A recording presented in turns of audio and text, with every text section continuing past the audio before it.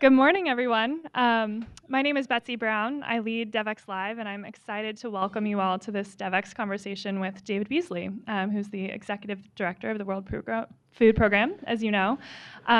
This discussion is part of a series of conversations that we're engaging in over the next year with leaders of the UN, policymakers, other global development leaders. So we're excited that you're here. We hope that you stay engaged in these discussions, and we look forward to seeing you at more over the next few months. This particular conversation is brought to you in partnership with UPS, and we're so grateful for their partnership on this event. So I want to introduce Ed Martinez, who's the president of the UPS Foundation and the Chief Diversity and Inclusion Officer, to provide us with a few remarks before we get started. Thank you, Ed.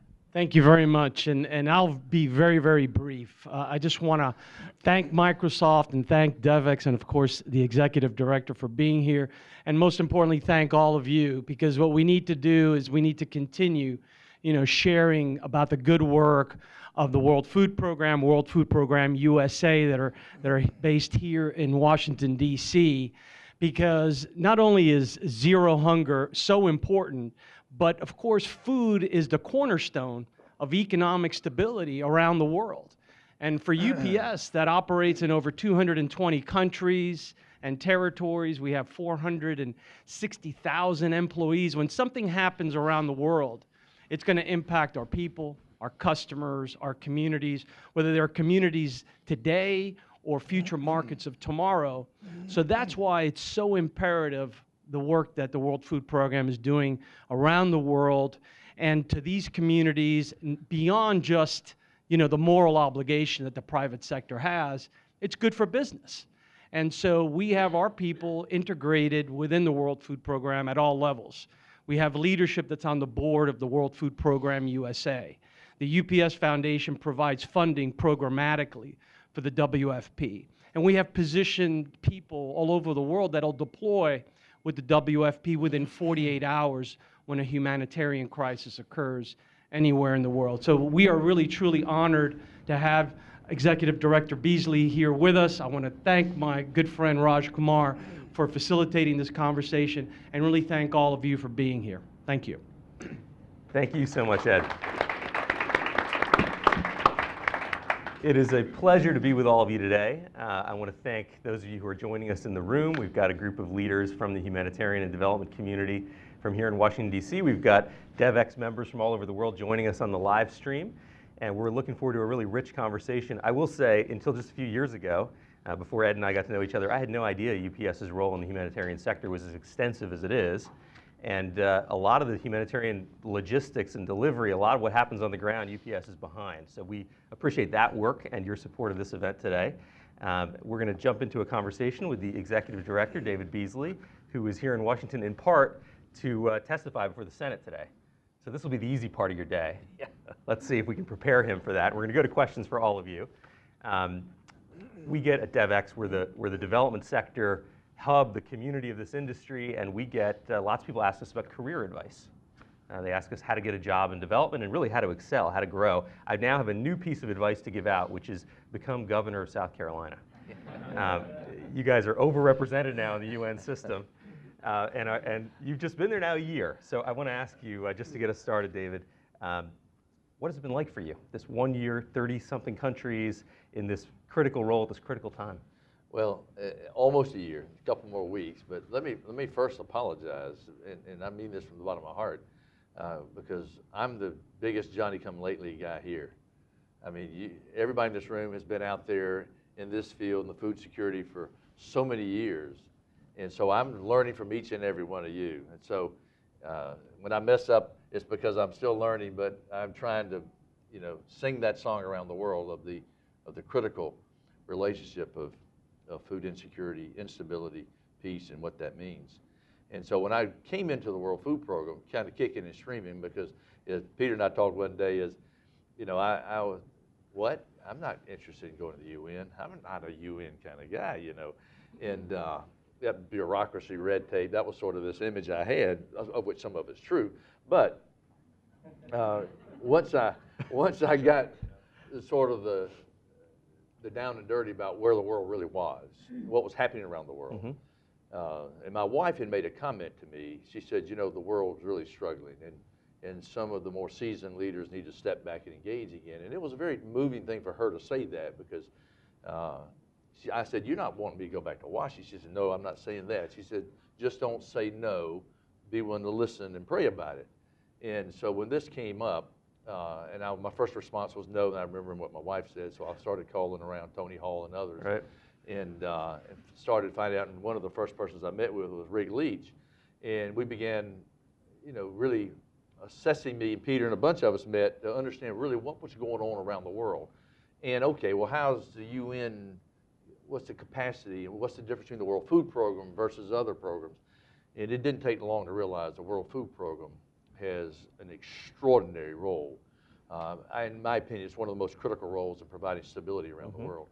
And so, stepping in on the day one, it was a week later, literally, when I got the so-called nod. Then I didn't have but 7 days at the most to head to Rome. And actually, I headed to Washington first because one of the things that I had talked with some of the key Republican and Senate leaders, I said, I'm not going to take this role when we're facing the worst humanitarian crisis since the United Nations has been in existence.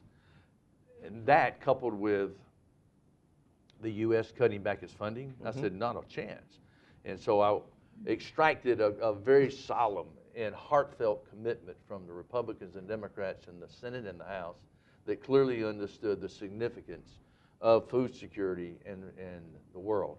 And so, stepping into this role, when if you would have looked back 30, 40 years ago, the World Food Program would have been, hurricanes, tornadoes, volcanic activity. Now, it's going to get worse for a variety of reasons.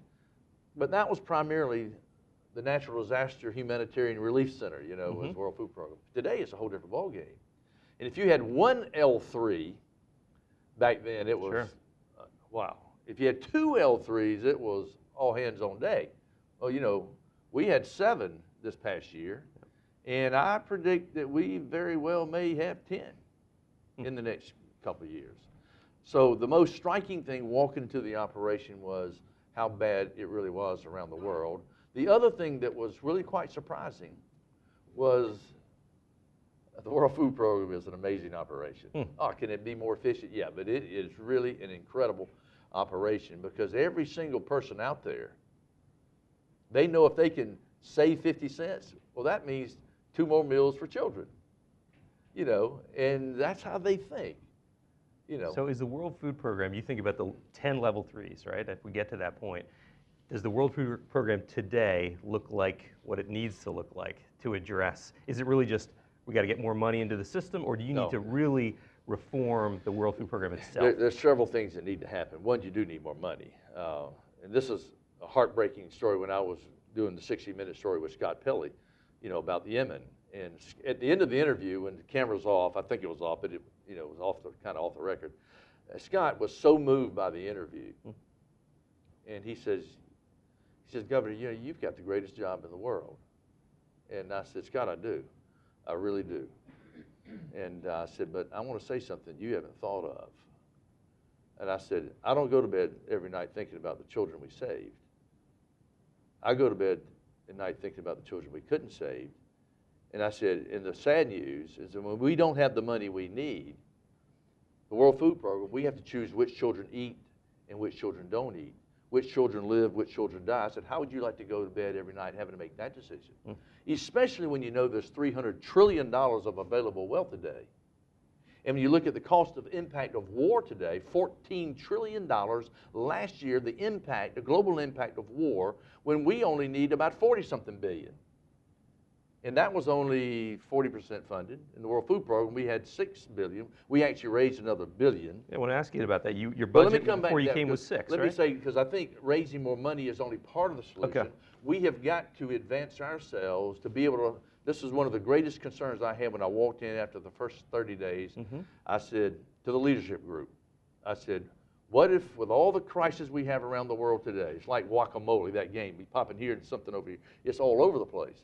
I said, what happens if we have a massive volcanic activity in this region and another massive operation over in this region? I said, are we prepared? It's like the fire station. How many trucks do you have? Are you prepared? And the answer is not to scale up that degree. So we have been internally preparing the structure we need to be able to go to that next level. And there's some operational issues. Let's talk more about that. What does the structure look like in the future? You know, the World Food Program has been one of the pioneers on using vouchers. Yeah. And instead of just delivering food aid, using vouchers so people locally can purchase their own food. You've been one of the pioneers in helping people grow locally and purchase locally. Is the World Food Program 5 years from now, when you eventually decide to move on from this role, does it look radically different on some of those key statistics? Are we going to see major changes under your leadership? You're seeing major changes already. And as I tell my friends on the Hill who want to get into the cash versus the commodity debate, I said, look, guys and gals, I said, I need all of it right now. I said, if you give me all I need, that's fine. But I said, we need commodities, we need cash, we need everything we get our hands on. But as to the cash dynamic, as I've told leaders around the world, I said, look, don't tie our hands. Let us make the decision what's the most effective modality in each situation. And we can pick 10 countries, and I can tell you each country what modality works the best. And if you put commodities in this country, it's going to destroy the economy. If you put nothing but cash in that area, you're going to fund ISIS. So you've got to, or there's not a market there. So you've got to evaluate and let our experts make those decisions of what's the most efficient and effective for the beneficiary and for the donor. And so it's a changing system. We're now doing $1.3 or $4 billion in cash-based transfers. You know, now, whether it's like Lebanon, you walk in, you got a credit card, and you got the biometrics alignment, which is very important. As we're using advanced technology now, we've digitized 25 million people. We want to biometrically align every single beneficiary. We want to digitally align and biometrically align every beneficiary at 80 million, because when we do it, the savings are extraordinary. In what sense? Talk about that. Oh my gosh. So let's just say when you hand, it doesn't matter whether it's commodities or what, but particularly in commodities, when you, in the first few months, when you're in a, you know, it's not like you're handing out food downtown Washington, you're in the rough areas. And families, if you don't have enough money to make sure that every family gets the full ration they need, then every family's looking for every way they can to beat the system so they can get more food to survive. That's natural. And so with the biometric alignment, we can reduce duplication between 5 and 25 to 30%. And if it's a $200 million operation, you can do the math. So it pays for itself to be digitally and technologically sound in every single location. And there are other opportunities that come with digitization in terms of platform that other UN agencies can use. The WFP should own that sphere because we are the biggest in terms of out there in the world impacting people. And that platform needs to be designed in such a way that it can be shared across platforms in so many different opportunities. Yeah, you bring up other UN agencies. Well, let's talk about UN reform for a second, because yours is one of these big agencies that raises your own money. I think your budget is a little over $6 billion now, and you've upped that since you joined. Yeah, we raised $7 billion this year. But the good news is about $1 billion of that is for future years. It gives us more flexibility, multi-year funding, which we want. We want more, so which is the future for the system, we hope. Yeah, what do you see as the future? You obviously got a big voice in this role around UN reform. I don't know if I got much of a voice. Is that right? Yeah. What do you feel like the reform is going to be, or where is it headed at this point? Well, I told Antonio, the Secretary General, who I really like, and the first day of my job, I was up in New York sitting down with him, and just me and him, and first thing I said, Antonio, I said, I thought English was the primary language here. And he says, it is. What you talking about? I said, I don't know what the heck people are saying around here. All these acronyms, I don't even know what are they saying. And he laughed, and we both committed to not using acronyms. The second thing I said, it appears to me that yes, there needs to be reform of the UN system. I said, but be careful that you don't reform the programs that are working well. I said, because the World Food Program is working really, really well. And I said, there is a reason that donors give directly to the World Food Program and not send it through New York. I mean, the U.S. went from 1.9 billion to 2.5 billion. Germany's gone from an average of 65 million now to 900 million. The EU arguably is up to about 900 million. We will see how that plays out. But the UK stepping up, Germany, of course, and then Canada and many other nations. But there's a reason those countries traditionally want to give directly because they know that we get it done. We get it done the way they like for it to be done. And I don't think there's a desire to send that money up to New York to be grabbed by other institutions that are looking for money, and there's a reason that maybe they're not getting money. But that's not my expertise. As I told Guterres, I'm not going to come down to Washington and defend the whole UN system, because if I do, I'll lose my credibility. And that's what several senators said to me. I said, let me go down there and defend the World Food Program, because it is the 800-pound gorilla in the UN system. And I said, the United States needs the United Nations to be strong, and the United Nations needs the United States to be integrally engaged. And so we're trying to babysit, so to speak, through this process so that there's not a disconnect. And that is something that really does concern me. Washington is so toxic right now with all the, the politics, and hardly anyone's paying attention to the UN reform, the crisis is in Africa, the crisis is in Latin America, the crisis is in the Middle East, and while Rome was burning, everybody's fiddling. And I'm very, very concerned about it. And I think Guterres' intentions are good. And as I told him, and I told Mark Lowcock at OCHA, I said, you can put the best structure in place. If you have the wrong people, it won't work. If you put the worst structure in place with the best people, they'll make it work. But let's try to find the best structure with the best people. And I think we're working through that, because I, like at OCHA, and these resident coordinators, these are major issues out there. As I told Mark, I said, Mark, you get the right person with the right heart, with the right attitude, I said, it'll work great. But if you get somebody with a condescending, arrogant, I'm in control attitude, I said, you'll see a different side of me. I said, if anybody gets in between a beneficiary and what ought to be done in the World Food Program, I'll use every political power that I have to make sure that what's right will take place. And I said, that's just the way I am. I'm a patient, easy to go fellow, but don't. And he's got that right heart, and I know Guterres does. But it sounds like your people are concerned about it, at least. Very, very concerned. But I think, but that's not just, that's any system. It's like this sex abuse stuff and harassment. I mean, it's worldwide. It's not just UN. It's not just the corporate sector. It's worldwide. It's a cultural change. But I do think, by and large, most people in the UN are magnificent to work with. And every now and then, just like in any industry, and you've got to make sure that the management has the flexible tools they need to be able to address it and deal with it. And I mean, when we have someone that's a resident coordinator, has a WFP history, and I'll make a phone call and say, I'm hearing these kind of things, you have our permission to do what you need to do. Let me ask you this. We talked a little bit about the money. I just want to get back there for a second. What has worked? You came in, it sounds like you twisted some arms before you even took the job. You got the U.S. contribution from 1.9 billion up to 2.5. You've had other countries up their contribution. Where do you see that going? What has actually worked to generate that kind of new money in a time when everyone thinks, especially the U.S., but your biggest donors are pulling back from the world stage? Well, I've gotten fussed at, so to speak, by some humanitarians who don't like my language. And I said, well, okay, we'll do it your way, and we'll get $2 billion. We'll do it my way and get $7 billion. And I said, the honest truth, my way is the truth. It's what's really happening out there with ISIS and Boko Haram and Al-Shabaab. And Lindsey Graham, he was great. He says that, don't you go up there and learn that UN system. I got to get you back down here, and you got to testify to the Senate because you talk the language they understand. And this is one of the biggest problems in the UN system, because the UN does some extraordinary things, but they talk a language that the average person in the world doesn't understand.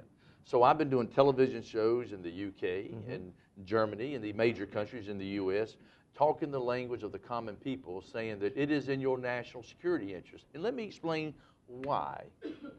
If you're not going to do it for the right reason of loving your neighbor and helping your neighbor, then let me tell you why and what it's going to mean to your country if you don't do this. And so when you explain it in those terms, people are like, wow, I didn't realize that. And so conservatives on the Hill that have a very negative sentiment about the UN, who many of them were like, Beasley, what are you doing? Going to the dark side kind of thing, Right. And I say, let me just tell you what's happening here. And when I explained to them, they're like, wow, I had no idea. So where do you see the numbers going? You're up to $7 billion this year. What's your target? Where do you want to get the agency to be? Well, I'd rather fail trying. And this is one of the things I've really rebuked some of my friends in countries and the UN. If the Sustainable Development Goals are real and you believe in them, then show me your plan to get there. Show me your management plan to get there. So I hear some of these countries talk about, oh yes, zero hunger by 2030. I said, oh really? I said, it's the biggest bunch of BS I've ever seen. Show me your management plan to get there. I said, with the wars and the conflicts, I said, you're not going to get there. If we can end the wars and the conflicts, I have no doubt we can achieve Sustainable Development Goals. But at this stage of the game, I don't see it. But our plan is we're going to try to raise $2-3 more billion. You got 815 million people now that go to bed hungry any given night. But the severity of those that are going to bed on the brink of starvation has gone from 80 to 110 million. And it's going to get worse. Latin America and Africa, or Africa particularly, and Latin America in a more different way, is really on the verge of implosion. And the numbers are going to go up. And it's going to be catastrophic. It really will be. I'm very, very concerned about it. That's extremely bad news. But the funding, so the message that I'm delivering, in fact, one of the things with David Austin and Rick Leach and John Browse and Daniel here, who's a member of the parliament from Denmark, the traditional methodology of raising monies is not going to cut it for the future. Now, we want to protect that. There's nothing wrong with the $7 billion we're getting, but to get the extra few billion, we've got to go to the parliaments and make stronger arguments of why they need and give them, because they got to go to their taxpayer and say, all right, I'm going to give more money to this project in Africa, less money or not as much money education in Germany. So we've got to make that compelling argument. Then we've got to go to the private sector. And the private sector is in several different ways. First and foremost, it's not going to be money from the private sector. That is not long-term sustainability. Now, I'd like to see that in terms of corporate foundations. We should be able to really do a lot more with that. But in terms of annualizing that on a multi-billion-dollar annualized basis, that's not realistic. Right, what is it currently? Private foundation, private giving, WFP is, oh, it's terrible. Yeah. But we're going to change that. We're putting together the teams. We are really going to take it to a whole nother level in ways you've never seen before. Then you've got, this stuff right here, where we believe that if you tap into the millennials around the world, I was talking at one of the Global Citizens concerts and was talking about a couple ideas, and one of the persons said, yeah, everybody's trying to go get more money. I said, yeah, but we're not anybody. We're the United Nations World Food Program. If you want to be a part of a dream of ending hunger so that every child in the world goes to bed not hungry, I said, would you like to be a part of that team? They're like, well, yeah, I like that. I said, that's where we're going. And so we believe if you can tap in, and I think it's doable. We got to design and build the platform stronger, and then how do we move it forward so you can pick up a couple $1 billion right here, because every millennial just gives you a couple bucks. Wow. I mean, it's a big wow. And then how to use the private sector in terms of several factors, how to make the private sector a more integral part of our operations. But then, in my opinion, you will never end or have sustainable development until you properly integrate effectively the private sector in these developing countries. And the UN has neglected the private sector to a certain degree in terms of not just money, but in terms of coming in and being part of the solution. That's critical for the future. It's very important. Yeah, the UN system, typically what I hear from a lot of companies is they still see private companies as a vendor as opposed to as a partner. World Food Program is a bit different in that realm. Is there anything there you're going to substantively change about the way the World Food Program partners with companies that are out there? Well, we're going to scale it up even more so. And the UN completely is opening back up to this dynamic, which I think is exciting. But you got to find the right balance. There is that balance in there. But I think the most important thing that I'm trying to arouse, not just the UN system, but the donor countries, is the donor countries, whether it's USAID or DFID or Germany or EU, is they also have to understand that they must integrate the private sector. And so if the UN, along with the donor countries and the private sector, partner together along with NGOs, and the local government's got to have skin in the game, and then come up with a holistic approach for a country. This is one of the biggest problems that I see. When I was a governor, I'd come in, I'd see a problem, and I wasn't concerned which is the proper agency. The problem is you got that problem, now how are we going to solve it? And how do I break down what silos to make sure this agency and this agency and this agency collaborate and don't get this little ego, well, that's my turf and that's my, when you have a cabinet, you clear out the turf if you're an executive manager. And so, to me, as I've told to the major donors, you've got to break down some of the silos. And many of the silos of funding within governments, much less multiple governments, they're designed for 1960s, 70s, and 80s mindset. And today, we believe that every humanitarian dollar we get, notwithstanding now a hurricane or some massive emergency disaster like that, but today 82% of our funding is now in protracted conflict, war zones. So it's a different ballgame. So how do we use every humanitarian dollar as a development opportunity? And that is a sea shift that the World Food Program is best postured based on our experience. And so we can just give example after example why just last year we turned over 350,000 acres of land, 330,000 acres of land in Kenya, working 10 million people out of our 80 million beneficiaries of landscaping, changing, literally the landscape so that it becomes cultivatable, or cattle or goats, and we built, I think it was over 10,000 kilometers of roads last year.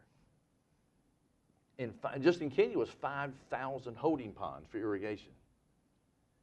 90,000 or 100,000 people in Kenya went from being food beneficiaries to being self-reliant. That's amazing. That's hard enough to do in Kenya. How do you do it in the 85% of the places that you're working that are really I tell our conflict teams, zones? if you've got a project that's not scalable, we don't have time for it. It's got to be, we got to prove its scalability. And every beneficiary, able-bodied beneficiary that I have ever talked with, they want to do something to improve their community. If you just, in these areas that we're talking about today, like in the greater Sahel region, where the climate, you can debate all day long what causes the climate change, but what you can't debate is the impact of the changing weather around Earth. And so if you go, whether it's the Sahel, the greater Sahel region, or the Lake Chad Basin, it is an absolute perfect storm with ISIS and Al-Qaeda and Boko Haram coupled with mismanagement of government and corruption that's going to take place. And so when we come in and do it right, and the governments work with us for development, and we can showcase and prove, literally, financially, what happens when you do it right. But you need to spend a little bit more money and let us do it right. And we can show these cases where it's done, where beneficiaries are helping, digging trenches for irrigation, smallholder farmers, doing it right. And we're in there, and then guess what? The cost goes down. But when we do it the old-fashioned way, so to speak, it's just giving money, giving money, giving money. And you talk about the Somali region of Ethiopia, where the international community is trucking in like 175,000, 200,000 gallons of water, of $200,000 of water every day. Okay. What the heck? Dig wells. Dig wells and design the community around those wells. So you've got the cattle, you got the crops, and it costs us a little more on the front end. Yeah, but when you do 30-year amortization and being in banking, and this is what I ask everybody in the UN: what's your exit strategy? If you don't have an exit strategy, you might not have a good plan. And what do they tell you when you ask them that question? Well, at first they're like, yeah, I get it. I have to explain it to some of them, but I'm learning to. They just have to explain things to me. We're going to go to questions in just a second. Let me ask you, we haven't talked about any specific hot spots in the world. I know you just came back from Venezuela. Yeah. tell us a little bit about Venezuela, and I want to ask you about some other places where WFP is working. The United States has no idea what's about to happen, and the world doesn't.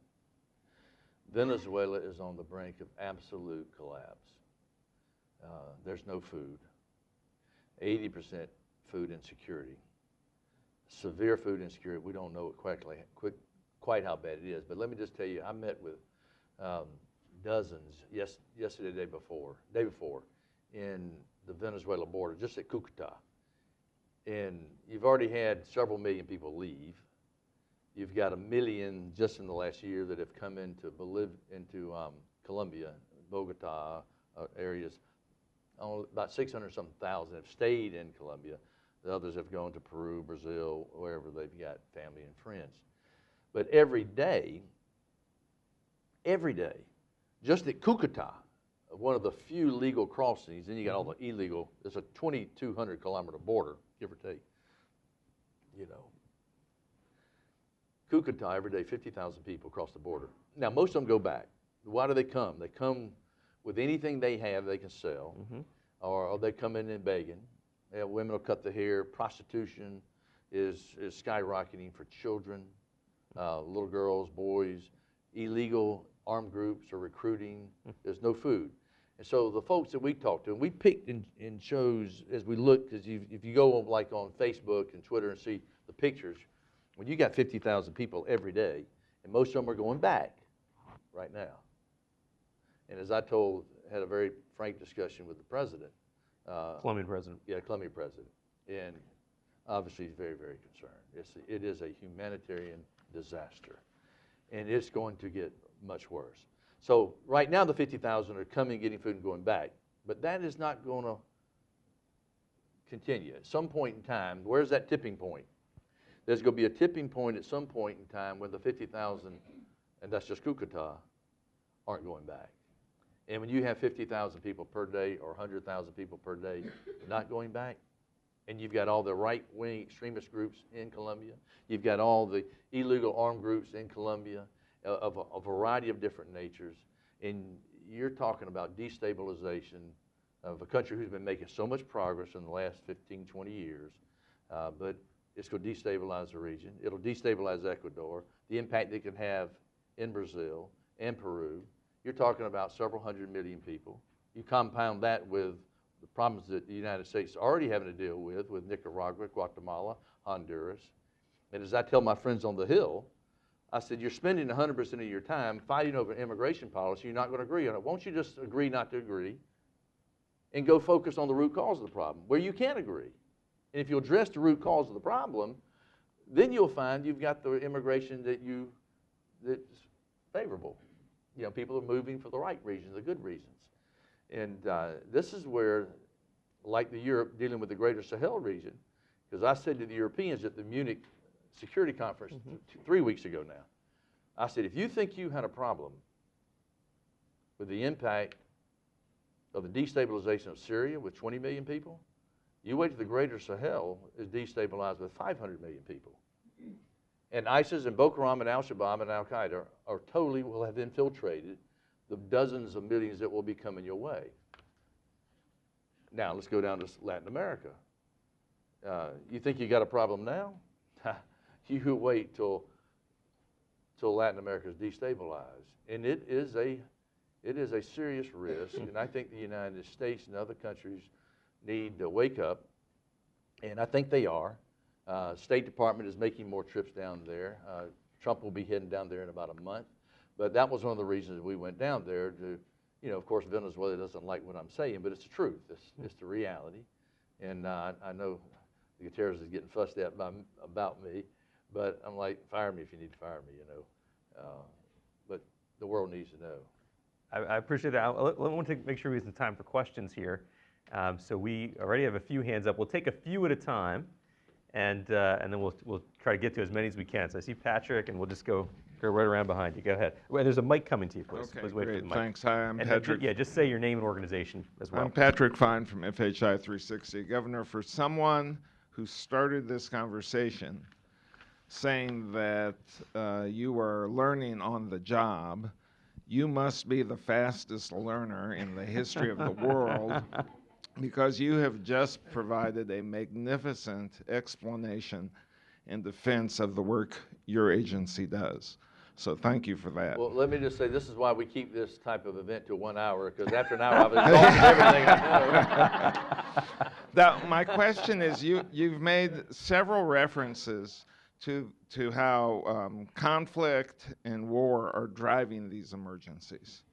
And I'm curious about, and you're controlling billions of dollars, I'm curious about how you can use the resources you have not only to respond to the humanitarian crisis that these conflicts create, but also to contribute to the peace building or the policy formulation that reduces those conflicts from occurring at all. Thank you. Yeah, please, next.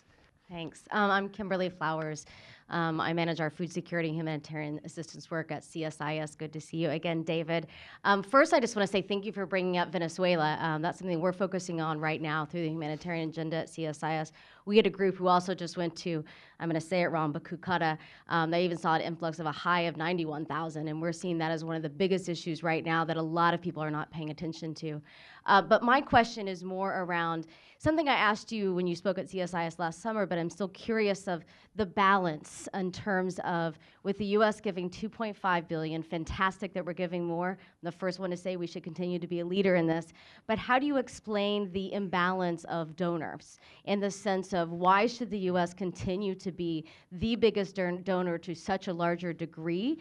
And how are you going to explain, maybe not to critics on the Hill, because I think a lot of people on the Hill get it, but to critics within this administration, that we should give money to match UN votes? And what is your response to that? Yeah, thank you. Well, let's keep going. We're going to take one more question in the back.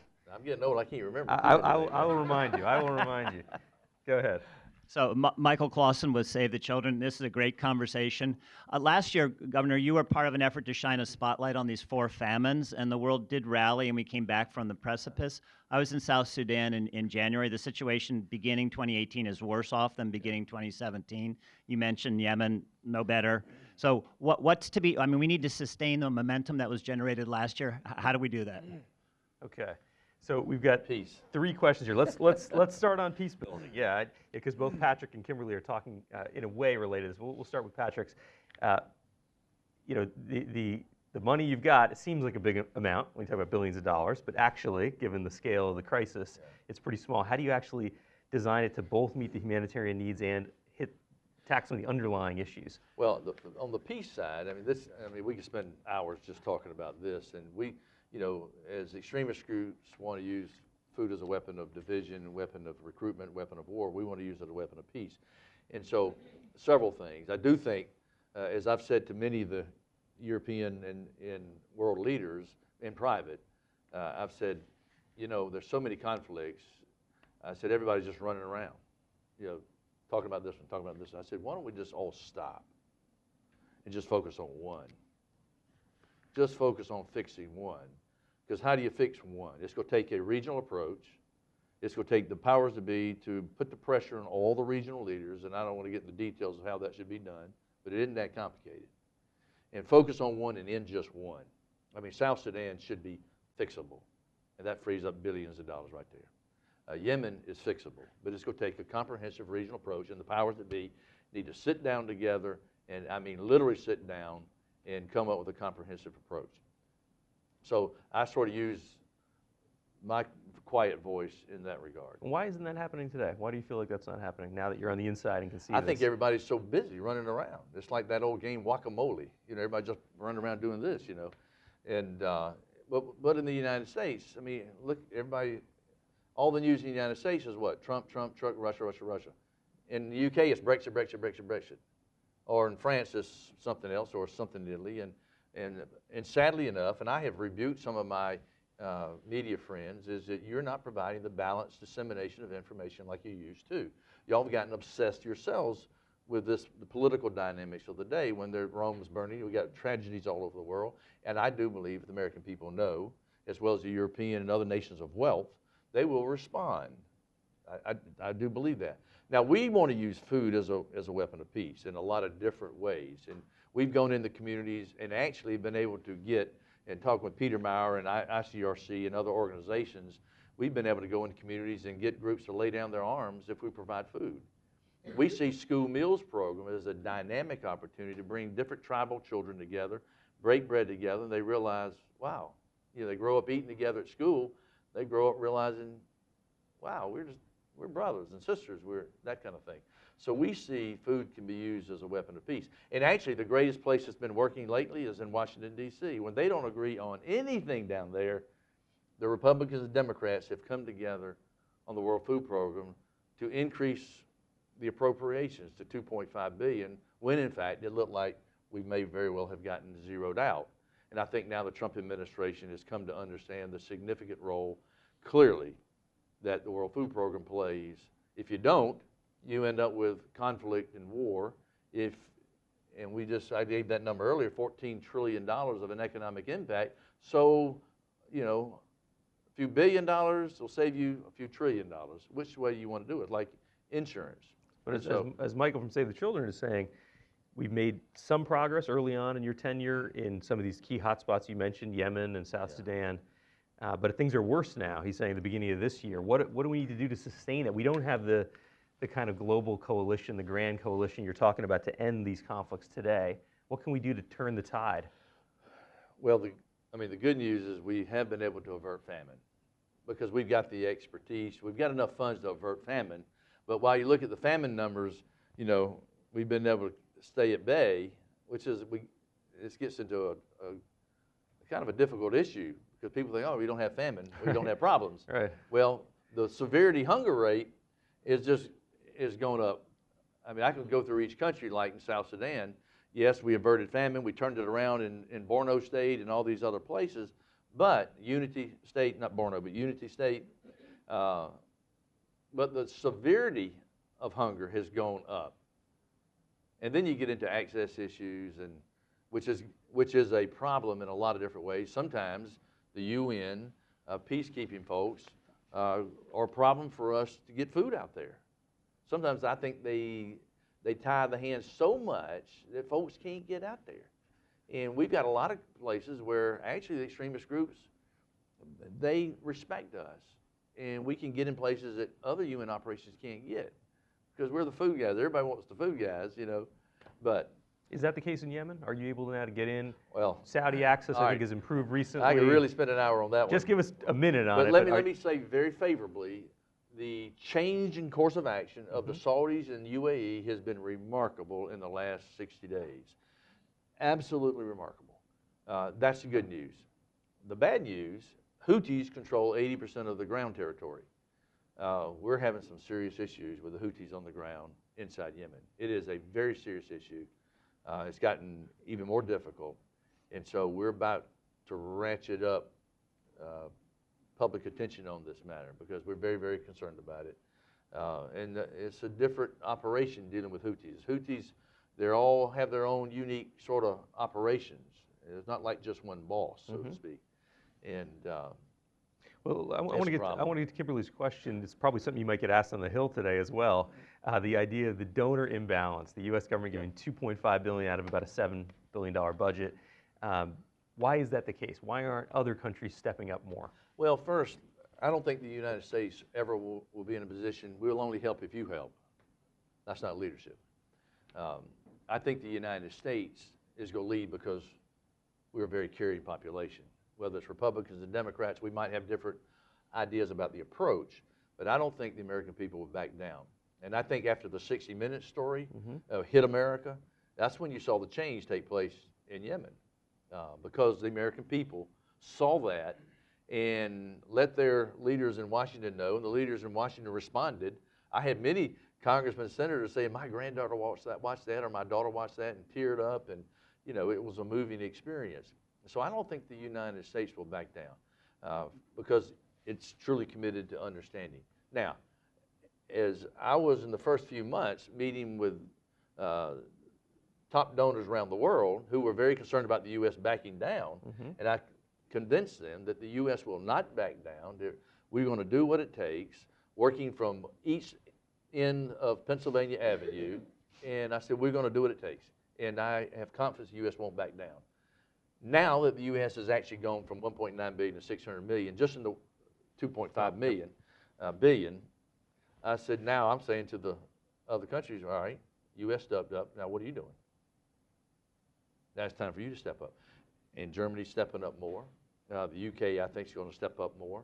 And so we're having very frank conversations that if you don't, the alternative is going to cost you so much more. Now, then you've got countries that traditionally have not been stepping up, whether it's China, Russia. We're going to see a major increase. I was just in, I know you probably shouldn't say the word Russia around here, but you know. You were in Moscow, we know, yeah. And I, you know,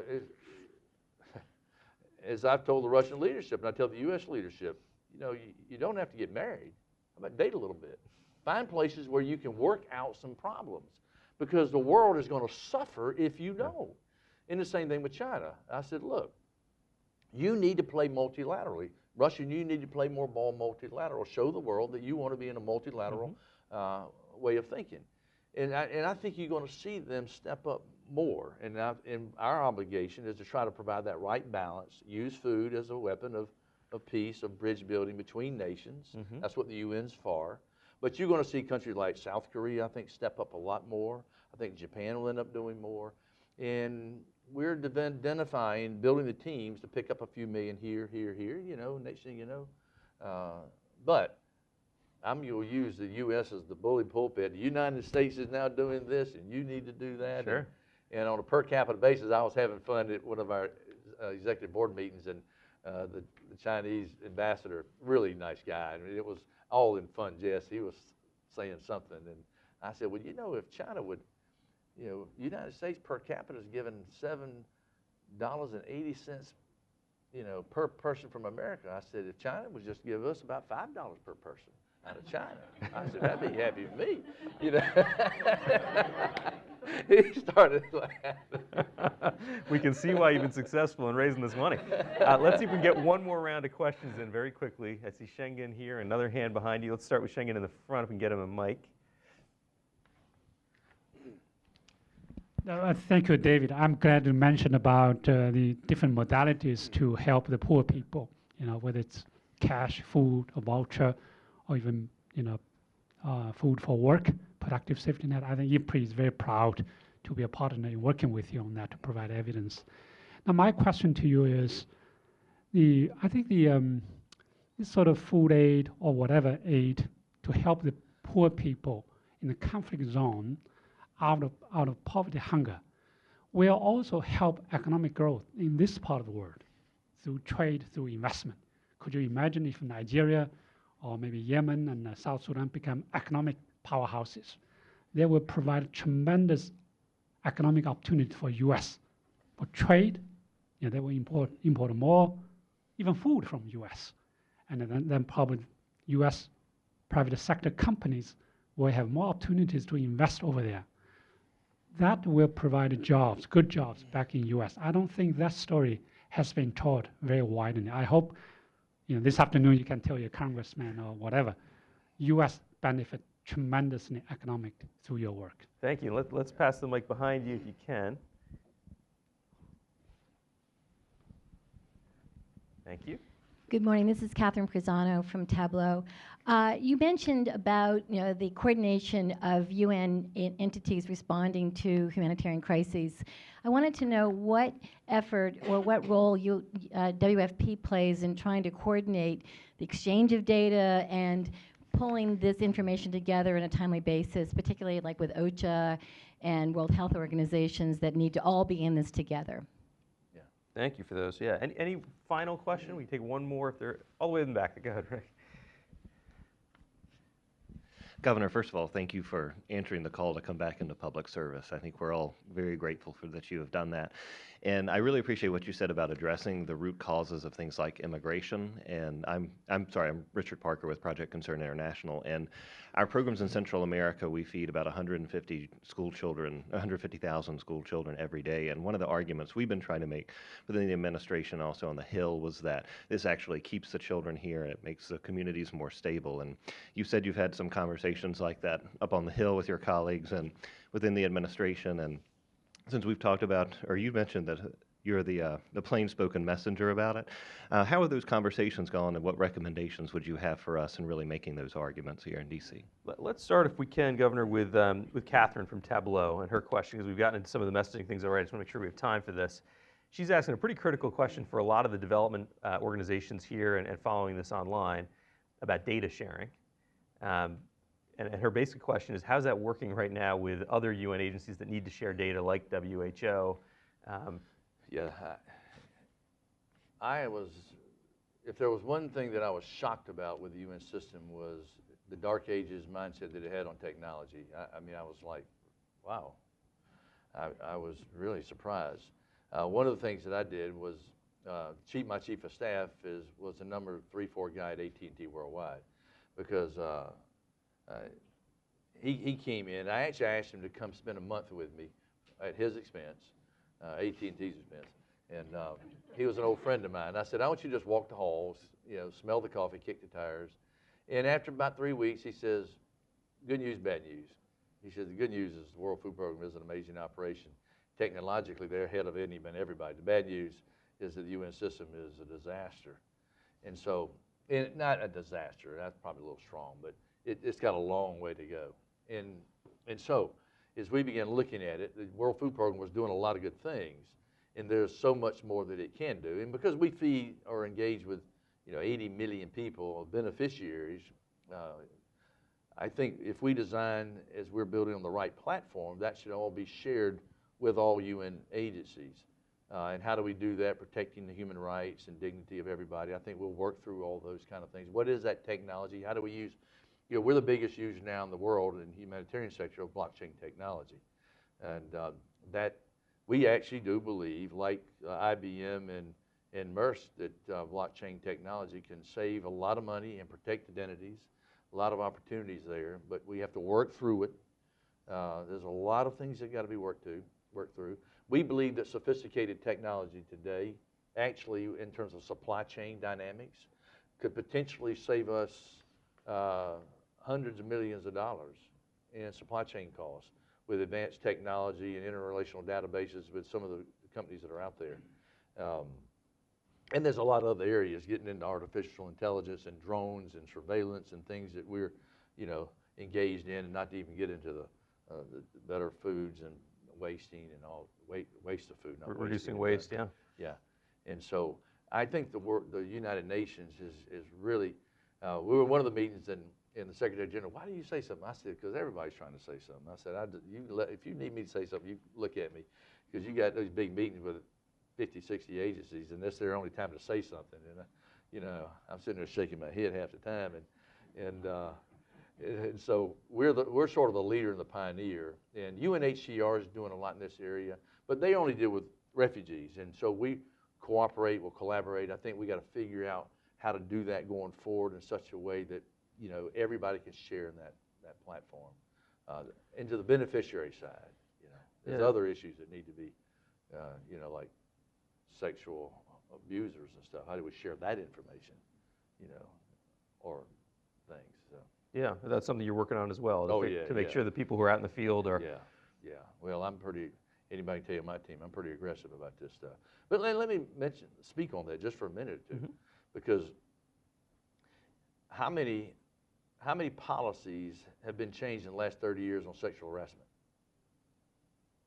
So if every policy that was changed would solve our sexual harassment problem, we wouldn't have sexual harassment. And the point of this is that we always need to have good policy and regulations in place, but it all starts with management, creating an atmosphere. And so in our operation, there are two ways to deal with a safe atmosphere: the negative way and the positive way. The negative is, if I can catch you, I'm going to kick your tail and fire you, get you out of here as fast as I can.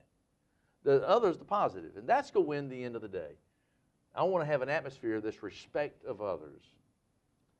That, hey, this is your peer, this is your colleague. We're all brothers and sisters. We're all here for the same reason.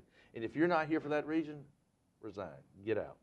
Now, I've been pretty coarse about this, but for example, in gender parity, I was in one of my first meetings at the United Nations the first month, and they were talking about gender parity, how bad it was. I said, how long have you been talking about this?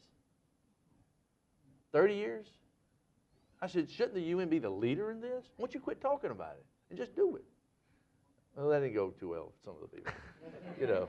So, and you can imagine, it's one thing to have gender parity in Washington, D.C., where everybody's got a nice job and you got plenty pool to work for, but go to DRC or Afghanistan and Pakistan and where women have been oppressed or whatever the case may be for cultures. So what's our objective? Parity. But what are our measurable benchmarks? What's a realistic time frame for each country to get there? So our human resource leader, John Aliff, which is an incredible guy, he's gone through each country, done the analysis, and so every quarter, each country has to reach a benchmark. And if they don't reach that benchmark, they'll have to submit in writing to me why they didn't reach that benchmark. If they don't reach that benchmark with sufficient justification, and a couple times, one, they very well could lose their position, and two, it will impact, you know, where they go next. Now, we sit down and say, all right, you got a university that's just 3 miles from the office. There are thousands of girls that are graduating there. Go talk to the placement officer. Oh, by the way, go to the president's office because they've got a gender office there. And I'll bet you they've got 3 or 4 people. We're not talking about hiring 1,000 people. We had one of our country directors say, oh, we've been at Civil War. I said, we're not hiring 5,000 people. We're just hiring 60 more people. And you telling me you can't find 60 females? I said, the problem is you've lived your life down this coffee shop route. And you need to get out of your coffee shop and go see that coffee shop, and you'll be shocked who's over there. And so I've embarrassed a couple of my country directors at public meetings. And let me tell you, you ought to hear the employees in those countries saying, boy, they're on it now. Yeah. And, but that's what you have to do, the management at the top. And I do think when you get gender parity, it won't solve the sexual harassment abuse problem, but it will definitely help.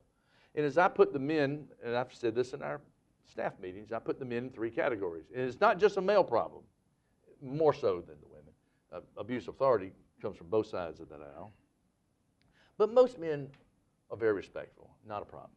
Then you got a small group that they don't mean to be bad. They just say stupid things from time to time. And I've told the women, I said, politely sit down and say, you know, Joe, I know you didn't mean that, but you know, the way you said it, give them a chance. Work with them. And if they don't, let me know. The third is the group that we're trying to get all the hall talk, the coffee shop talk. Who can we hear about? Because there are women out there that are afraid to speak out of fear of retribution. And so I think at the World Food Program, and I think John can vouch for this, we are having women now for the first time saying that, you know, I feel like management for the first time really does care. I was a little bit surprised about that when I came in, because I had gender parity in my governor's office. And I just didn't think this was an issue, but it's a worldwide issue. Talk about that third category. We're pretty much out of time here, but I'm just curious to know, do you feel like you've got the authorities within the UN system to get rid of people who ought to not work at the World Food Program because of sexual assault or harassment? Well, first is identifying them, you know, and two, we are changing a lot of policies. We're actually going to now do investigations based on anonymous tipping. We're doing away with any time limits. And if you've even left WFP, we find out something, we're coming after you. And there's a list of other things that we're doing. But the management's on the phone trying to find out. We're trying to do surveys, bring in outside sourcing, trying to find anything we can, because what we don't want to happen is several things. At the hands of a few, destroy the hopes of beneficiaries, because we're here to help beneficiaries around the world. Mm-hmm. And I think what the press is doing, by and large, is fantastic. I really do. There is a concern that innocent people could get hurt. And as I've talked to our teams, I said, we don't want an atmosphere where the men and women feel like they're walking on pins and needles around the hall. We want it to be like we're family. And family works together, and family respects each other, and family has fun together. But when somebody crosses the line, if it crosses a certain line, prosecution, termination, and the tools that we need to be able to, but as you well know, sometimes it isn't so easy, because he said, she said, and where was it, and isolated incidents, it isn't always easy. Well, these are stories I think, as you know, we at Devex are following very closely. We'd love to continue following that with you and your team. And so many of the issues you brought up today, I think, are really critically at the crossroads of the intersection of so many big issues in development, whether it's the fact that so many more of the challenges are in conflict zones and how do we operate there, or how do we raise the funding that's required in this fragmented time that we're in politically. So I just want to thank you for taking the time to come here and speak so candidly to this group and to the people following us. Thank you for joining us as well. We very much appreciate this. To close us out, I want to ask Rick Leach to come up, President and CEO of the World Food Program USA, to give us some closing remarks. And I think a mic will come to you. We've got one. Thank you. Well, I'm going to be quite brief. I first want to just say I think everyone here and anyone watching knows that the world is quite fortunate to have David Beasley running the World Food Program. And your comments today quite inspiring and sobering at the same time. I just wanted a few points that were made today to emphasize. One is, as was said, investments in promoting food security isn't just about doing the right thing. It's an investment in our own national security. It's an investment in promoting global stability. Second is just a salute to UPS. UPS, consistent with their core businesses, provided comprehensive support to the World Food Program, in-kind support, and that includes aircraft to deliver high-energy biscuits, whether it's following an earthquake in Haiti, earthquake in Nepal, typhoon in the Philippines. Workers all over the world manage airport operations, help manage warehousing, technical assistance to help enhance the whole supply chain, and funds, thank you. We just received another grant, thank you, to help support specific WFP operations. And I think UPS does represent the model corporate partner in this comprehensive support they provided. And I think David would agree that UPS has helped improve WFP operations and had a significant impact on millions of people that WFP serves around the world. And let me just conclude, we're just a few blocks from the Capitol, and just emphasizing another point David made, and that is efforts to fight global hunger has always been and continues to this day to be deep and bipartisan. And there might be disagreements on a lot of issues among policymakers, perhaps, but all agree that no child should suffer the debilitating impact of hunger. On that, there is complete agreement. And that really does speak to who we are as a people. It represents the best of America, and it's something we can all be proud of. And I'm thrilled to have been able to be with you today, and thank you, Raj, for doing this. Thank you. Thank you.